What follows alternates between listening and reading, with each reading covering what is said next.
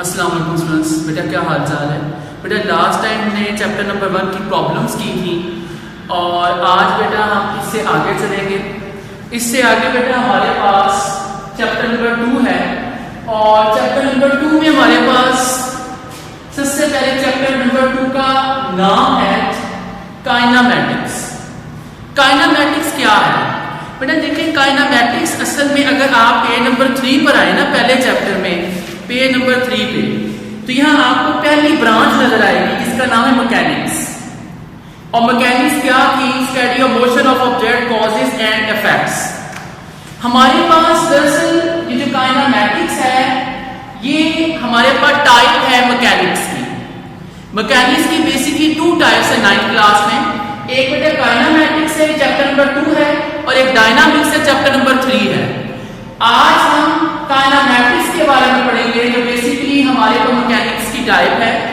इसके अंदर बेटा हम सीखेंगे कि motion without discussing it's cause, यानी हम किसी ऑब्जेक्ट की मोशन को तो डिस्कस करते हैं कि वो हरकत कर रहा है, लेकिन उसकी वजूहात को डिस्कस नहीं करते, हम उसकी वजह को डिस्कस नहीं करते। तो ये हमारे पास क्या है? काइनामेटिक्स है। Rest and motion. तो अगर हम मोशन को डिस्कस कर रहे हैं कि मोशन क्या है, तो उससे पहले हमें ये पता होना चाहिए कि रेस्ट एंड मोशन में डिफरेंस क्या है। हम रेस्ट किसको कहते हैं और मोशन किसको कहते हैं? तो rest does not change its position with respect to surrounding. कि अगर एक ऑब्जेक्ट, अगर एक जिस्म चेंज डज नॉट चेंज, तब्दील नहीं करता इट्स पोजीशन, अपनी position with respect to surrounding, अपने इर्द गिर्द के लिहाज से, तो उसे क्या कहेंगे?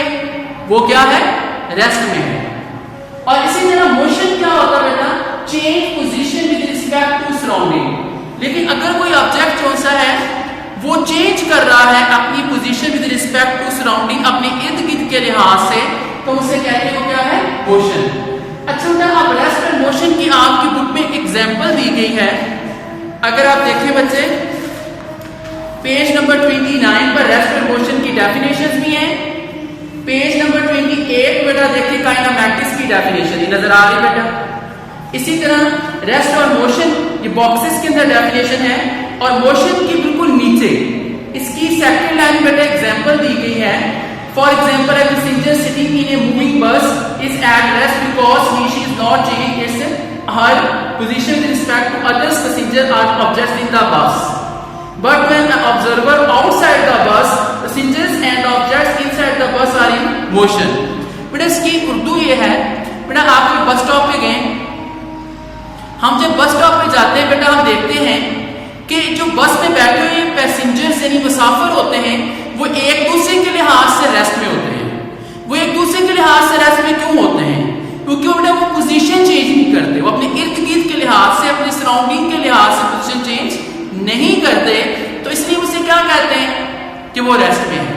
लेकिन जो बाहर खड़े बंदे हैं बस स्टैंड पर या बस स्टेशन पे, उनके लिहाज से वो जो बस के अंदर बैठे हुए लोग हैं वो मोशन में होंगे, क्योंकि जैसे ही बस चलेगी पैसेंजर्स भी इस बस के साथ आगे चले जाएंगे। तो यूं बाहर खड़े हुए लोग जो आउटसाइड ऑफ द बस हैं उनके लिए पैसेंजर्स जो से वो मोशन में है, लेकिन जो बस के अंदर बैठे हुए पैसेंजर्स वो एक दूसरे के लिहाज से रेस्ट में है। Types of motion. बेटा हमारे पास टाइप्स ऑफ मोशन 3 दी गई है। कहाँ है बेटा? पेज नंबर 29 पर ही। ट्रांसलेटिव मोशन, इसकी आगे फॉर्म्स है लीनियर, रैंडम एंड सर्कुलर। उसके बाद रोटेटरी मोशन, वाइब्रेटरी मोशन। जी तो सबसे पहले types of motion translative motion है बेटा, इसके आगे 3 फॉर्म्स हैं लीनियर, रैंडम, सर्कुलर। उसके बाद रोटेटरी मोशन है और वाइब्रेटरी मोशन है। हाँ जी, बुनियादी को 3 मोशन हमारे पास, translatory, rotatory and vibratory. Translatory, rotatory and vibratory. हमारे पास पहले ट्रांसलेटरी मोशन है। तो ट्रांसलेटरी मोशन क्या है? हमारे पास मूव्स अलोंग लाइन, यानी किसी जिस्म का, किसी बॉडी का लाइन में हरकत करना, विदाउट एनी रोटेशन, बगैर घूमे। लाइन में बी स्ट्रेट आर कर्व, और कर्व भी हो सकती है। कर्व कैसे हो सकती है?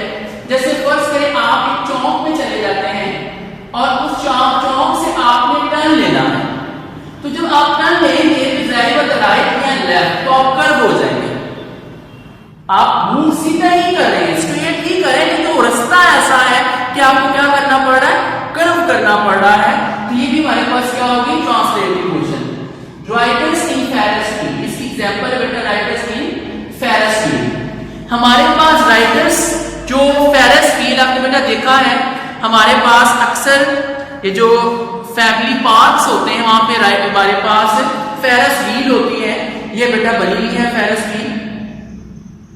यहां बेटा लिखा है कि translative motion of riders in ferris wheel.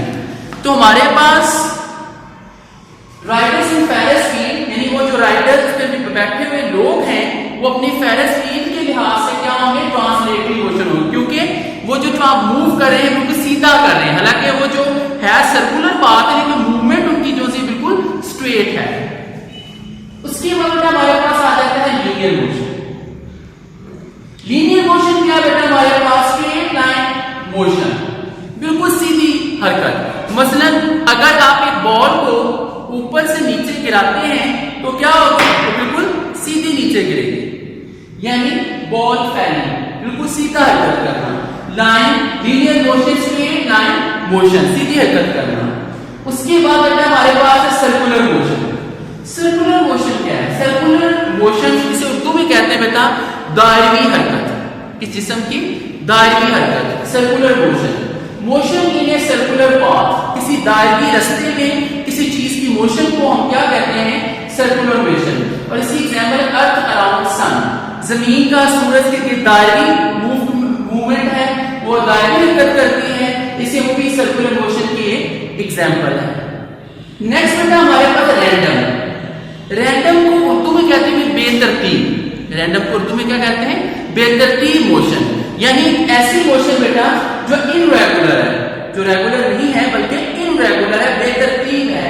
Motion of object, example motion of insects. Insects से बड़ा क्या है बेटा? कीड़े मकोड़े। जैसे मोशन ऑफ बटरफ्लाई, जो इंसेक्ट्स हैं वो भी बेटा बेतरतीब हरकत करते हैं, और जो बटरफ्लाई बेतरतीब यानी इनरेगुलर या रैंडम मोशन है उनकी, ये इनकी एग्जांपल्स हैं। तो बेटा सबसे पहले हमने सीखा है काइनेमैटिक्स। हमारे पास क्या है? काइनेमैटिक्स में बेटा हमने सीखा ये है कि मोशन विदाउट डिस्कसिंग कॉज, यानी हम किसी भी ऑब्जेक्ट की सिर्फ मोशन को स्टडी करते हैं लेकिन उसके कॉज को डिस्कस नहीं करते। रेस्ट एंड मोशन, हमारे पास रेस्ट एंड मोशन। रेस्ट क्या है? कि एक ऑब्जेक्ट जो सा है वो अपने सराउंडिंग के लिहाज से, अपने इर्द गिर्द के लिहाज से अपनी पोजीशन को चेंज नहीं करता। और मोशन क्या है? कि अगर एक ऑब्जेक्ट अपने सराउंडिंग के लिहाज से पोजीशन को चेंज करता है, सराउंडिंग कहते हैं बेटा इर्द गिर्द को, अपने इर्द गिर्द। टाइप्स ऑफ मोशन, बेटा यहाँ पर टाइप्स ऑफ मोशन बेसिकली 3 किस्म की हैं, ट्रांसलेटरी, रोटेटरी और वाइब्रेटरी। ट्रांसलेटरी मोशन क्या है? ट्रांसलेटरी मोशन बेटा हमारे पास है कि अगर मूव्स अराउंड लाइन, कि अगर एक ऑब्जेक्ट कुछ सीधी हरकत है, लाइन में हरकत करता है विदाउट एनी रोटेशन, बगैर घूमे। लाइन में भी स्ट्रेट और कर्व, ये स्ट्रेट भी हो सकती है, सीधी भी हो सकती है और थोड़ी सी कर्व भी हो सकती है। एग्जांपल राइडर इन फेरिस व्हील, जैसे कि हमारे पास फेरिस व्हील जो झूला है उसके अंदर राइडर्स बैठे होते हैं, वो कैसे? क्योंकि वो दायरवी है लेकिन उनकी मूवमेंट सीधी है। उसके बाद लीनियर मोशन बेटा क्या होता है? कि स्ट्रेट लाइन मोशन, किसी ऑब्जेक्ट का बिल्कुल सीधा हरकत करना, जैसे बॉल फैलिंग, बॉल का गिरना। इसके बाद हमारा सर्कुलर मोशन है, दायरवी मोशन यानी हरकत। मोशन इन सर्कुलर पाथ, किसी दायरवी रास्ते में हमारे पास क्या है? किसी चीज का मोशन करना क्या है? हरकत करना सर्कुलर मोशन है। अर्थ अराउंड सन, जैसे कि जमीन सूरज के गिर्द क्या करती है? मूवमेंट करती है। रैंडम मोशन, रैंडम बेतरतीब इनरेगुलर मोशन ऑफ ऑब्जेक्ट्स, किसी जिस्म का बेतरतीब हरकत करना, इनरेगुलर मोशन करना क्या होता है? रैंडम मोशन है। मोशन ऑफ इंसेक्ट्स, जैसे कि कीड़े मकोड़ों की हरकत, या फिर कह सकते हैं कि हमारे पास बटरफ्लाई यानी तितली की हरकत, जो कि बिल्कुल सीधा मूवमेंट नहीं कर सकती। तो हाँ जी बेटा, आज हमने सीखा है काइनेमैटिक्स क्या होते हैं, फिर रेस्ट और मोशन क्या है, और ट्रांसलेटिव मोशन क्या है, और आगे उसकी 3 फॉर्म्स थी हमने आज ये सीखा है। नेक्स्ट बेटा हम इससे आगे पढ़ेंगे।